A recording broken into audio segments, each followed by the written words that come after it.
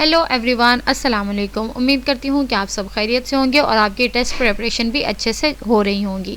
हमने अपनी educational pedagogy को कवर करने के लिए ब्लूम्स टैक्सोनॉमी का सबसे पहले स्टार्ट किया है और अपने प्रीवियस लेसन्स में हमने ब्लूम्स टैक्सोनॉमी की दो मेजर डोमेन के बारे में पढ़ा, जिसमें कॉग्निटिव डोमेन और साइकोमोटर डोमेन थी। आज के तीसरे लेसन में हम अफेक्टिव डोमेन को स्टडी करेंगे और देखेंगे कि ये किस तरह से लिंक करती है हमारी एजुकेशनल पेडागोजी को और हम इसको कैसे कैसे अंडरस्टैंड कर सकते हैं और इवेल्युएट कर सकते हैं स्टूडेंट्स की प्रोग्रेस में during our education. Affective domain क्या है जी? ये ब्लूम्स टैक्सोनॉमी की तीसरी बड़ी डोमेन है जो इसमें इन्वॉल्व होती हैं feelings, attitudes and emotions. Cognitive domain में हमने इंटेलेक्ट के बारे में पढ़ा, मेंटल कैपेबिलिटीज़ के बारे में पढ़ा। साइकोमोटर डोमेन में हमने अपनी मोटर स्किल्स के बारे में पढ़ा कि वो स्टूडेंट्स की स्किल्स को हम कैसे पॉलिश कर सकते हैं। अफेक्टिव डोमेन में हम ये देखेंगे कि हम फीलिंग्स, एटीट्यूड्स एंड इमोशंस ये कैसे बिल्डअप कर सकते हैं, ये कैसे नर्चर कर सकते हैं अपने स्टूडेंट्स में during education. Affective domain includes the ways in which people deal with external and internal phenomenon। अब ये जो feelings, attitudes और emotions हैं ये internally तो है ही, लेकिन ये किस तरह से ट्रिगर होते हैं हमारे external environment के ज़रिए वो हमने सिखाना होता है और हम उसको पॉलिश करते हैं स्टूडेंट्स की लर्निंग डोमेन से। ये इमोशन से रेलेवेंट होते हैं जिसमें वैल्यूज़ आती हैं, एंथुजियाज्म है और मोटिवेशन है, जो हम चेक करते हैं कि लर्नर किस लेवल पर फॉल कर रहा है during the learning of education in the classroom. Affective domain in teaching, ये क्यों और कैसे हम असेस कर सकते हैं? रिसीविंग इज बीइंग अवेयर और sensitive to the existence of certain ideas, material और phenomena and being willing to tolerate them. अब जब हम तालीम देना और लेना, अगर टीचर है तो वो एक अपने स्टूडेंट्स को एजुकेशन दे रहा है और वो कैसे ले रहा है, वो उसको कैसे एक्सेप्ट कर रहा है, वो कैसे उसको रिसीव कर रहा है, कैसे उसको सुन रहा है और फिर रिस्पोंड कर रहा है, ये सारा अफेक्टिव डोमेन एड्रेस करती है। अफेक्टिव डोमेन में कुछ ऐसे ख़ास फैक्टर्स इंक्लूड होते हैं जिसमें स्टूडेंट की मोटिवेशन है, एटीट्यूड्स हैं, परसेप्शन है और वैल्यूज़ हैं। टीचर्स अपने स्टूडेंट्स में अफेक्टिव डोमेन को किस तरीके से ट्रिगर कर सकता है, उनमें मोटिवेशन को बिल्डअप करके, उनके एटीट्यूड को पॉजिटिवली इंडोर्स करके वो ऐसे लेसन प्लान बनाए, ऐसी वो क्लासेस को डिज़ाइन करे ताकि हर बच्चा उसमें अपने इमोशंस को और क्लास की वैल्यूज़ को अच्छे तरीके से गॉज कर सके और उसको अच्छे तरीके से पढ़ सके।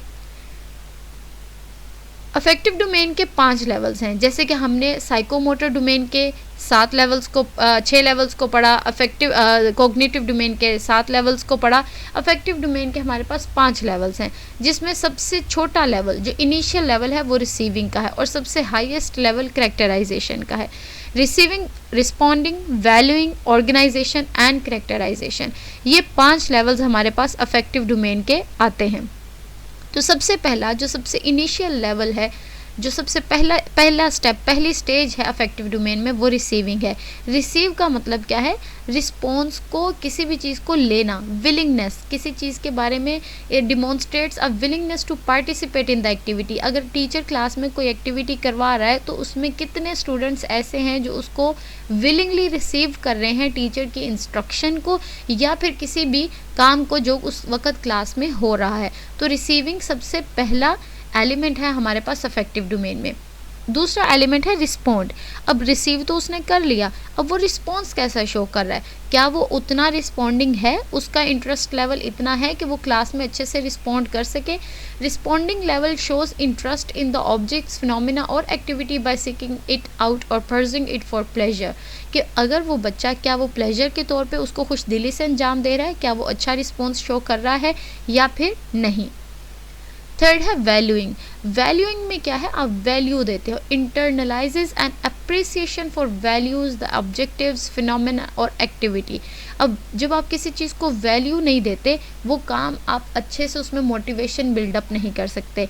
तो इस स्टेज में हम क्या करते हैं कि आपने क्लास में किस तरीके से स्टूडेंट्स में वो इंसाइट डेवलप करनी है कि वो एक चीज़ को इंटरनली वैल्यू करना सीखें, अप्रिसिएशन कैसे वो देते हैं उसको देखेंगे।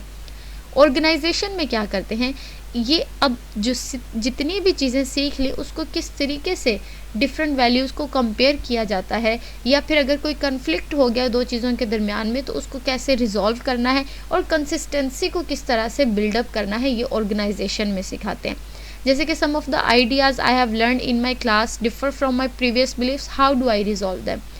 अब क्लास में आपने कोई कंट्रोवर्शियल इशू पे बात की, उस पे फिर स्टूडेंट का इंटेलेक्ट क्या कहेगा, वो किस तरीके से वहाँ पर चीज़ों को ऑर्गेनाइज करके अपने आप को बताएगा, कैसे वो अपने एटीट्यूड को रिफ्लेक्ट करेगा, उसका एंथुजियम्स, उसकी मोटिवेशन, उसके इमोशंस किस तरह से वो उन सारी चीज़ों को एक सीक्वेंस्ड वे में पोर्ट्रे करेगा, ये ऑर्गेनाइजेशन है।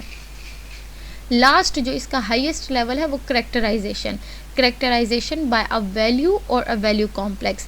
इसमें क्या है, ये लॉन्ग टर्म वैल्यू सिस्टम पे आ जाता है जिसमें परवेसिव, कंसिस्टेंट और प्रेडिक्टेबल चीज़ों को ऐड किया जाता है।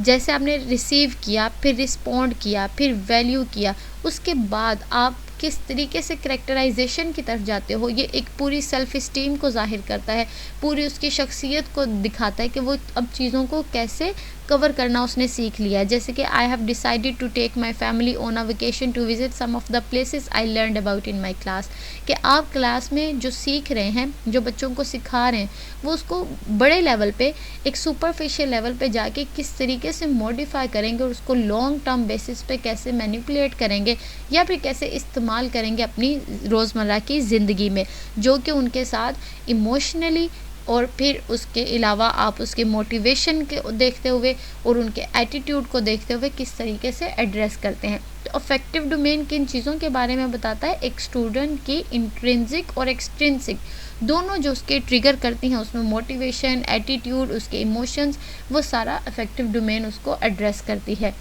तो कुछ कीवर्ड्स हैं अफेक्टिव डोमेन के लिए जो आप इस्तेमाल कर सकते हैं अपने लेसन प्लान्स में और स्टूडेंट्स के लिए ऑब्जेक्टिव को डिफ़ाइन करने में, जिसमें आप alters, adhere, arrange, combines, compares, इस तरह के अल्फाज का इस्तेमाल करते हुए आप ऑब्जेक्टिव डिज़ाइन करें जो कि दिखाएंगे कि आप अफेक्टिव डोमेन बिल्डअप कर रहे हैं अपने लर्नर्स के लिए। तो ये हमारे पास 3 डोमेन्स थी बेसिक ब्लूम्स टैक्सोनॉमी में, जिसमें कॉग्निटिव डोमेन, साइकोमोटर डोमेन और अफेक्टिव डोमेन आता है। वन बाय वन हमने इनको स्टडी कर लिया। नेक्स्ट क्लास में हम इसके थोड़े से कुछ MCQs के टेम्पलेट आपको शेयर करेंगे ताकि आपको आइडिया हो जाए कि टेस्ट में किस तरह के क्वेश्चंस पूछे जा सकते हैं। अभी तक आपके पास कोई सवाल है, आप पूछना चाहते हैं तो आप ज़रूर कमेंट सेक्शन में पूछ सकते हैं। Thank you so much. अल्लाह हाफिज़।